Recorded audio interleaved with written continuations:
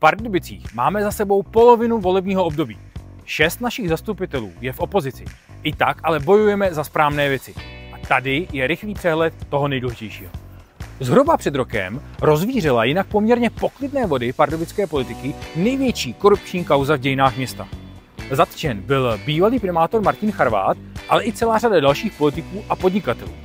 Pardubická ODS jako nejsilnější opoziční strana od začátku hrála aktivní roli. Přicházeli jsme s kroky k nápravě, ale i takovými, aby k obdobným situacím v budoucnu nedocházelo.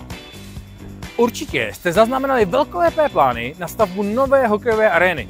ODS tento projekt v zastupitelstvu podpořila. Celá věc rozhodně není černobílá, ale město Pardubice si nemůže nechat utéct soukromou investici za několik miliard korun. V poslední době se bohužel roztrhl ve městě pytel se špatnými kroky v dopravě.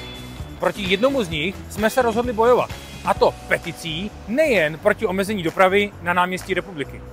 Podepsalo ji 1300 z vás a za to vám patří velké díky. Že i na komunální úrovni funguje rozdělení pravice-levice, ukázal souboj o navýšení daně z nemovitosti.